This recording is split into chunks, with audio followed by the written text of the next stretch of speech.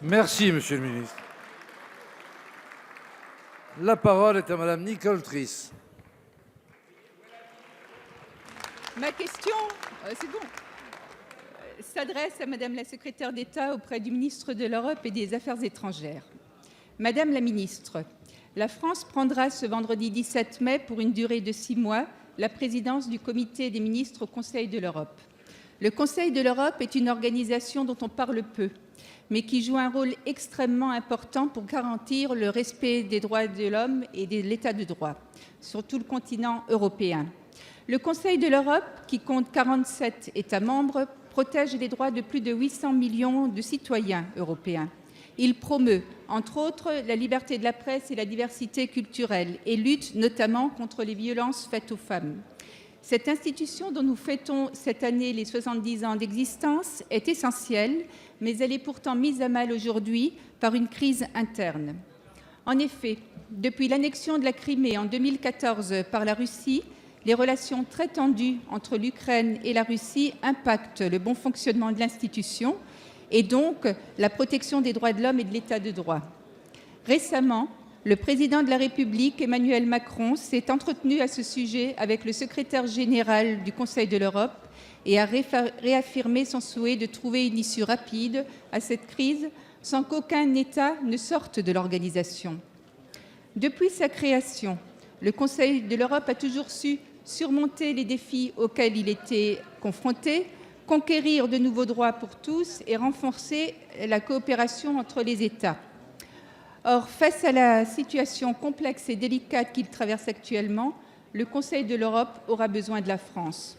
Aussi, Madame la Ministre, ma question est la suivante.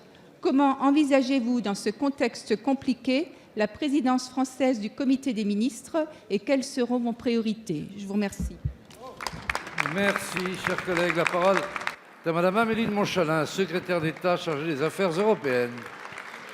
Merci, Monsieur le Président, Mesdames et Messieurs les députés, Madame la députée Nicole Trisse. Effectivement, il y a 70 ans a été créé le Conseil de l'Europe qui, depuis, protège les droits de l'homme de 800 millions de citoyens européens sans équivalent dans le monde. C'est la Cour européenne des droits de l'homme, c'est la Commission de Venise. Ce sont des institutions extrêmement importantes, indispensables et que beaucoup de citoyens connaissent. Je me rendrai effectivement dès demain à Helsinki prendre au nom de la France la présidence de ce comité des ministres. Je crois que c'est une fierté pour nous et c'est aussi avec une pensée particulière pour Strasbourg, monsieur le député, que j'en parle, puisque cette organisation siège au cœur de cette double capitale européenne. Vous avez rappelé la situation de crise interne existant depuis l'annexion illégale de la Crimée par la Russie. Comme l'a dit le président de la République publiquement, nous souhaitons que la Russie reste membre du Conseil de l'Europe. C'est l'intérêt de l'organisation, c'est notre intérêt collectif, car nous avons besoin d'un cadre multilatéral au sein du continent européen pour échanger sur les droits de l'homme. Et c'est aussi l'intérêt des citoyens russes qui perdraient sinon la protection de la Cour européenne des droits de l'homme.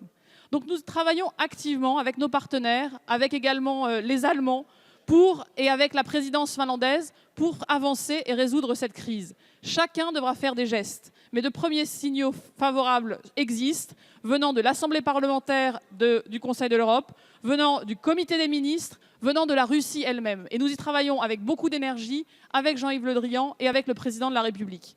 Il est temps, en effet, comme vous le rappelez, Madame la députée, que le Conseil de l'Europe puisse de nouveau se consacrer pleinement à ses missions et à ses priorités.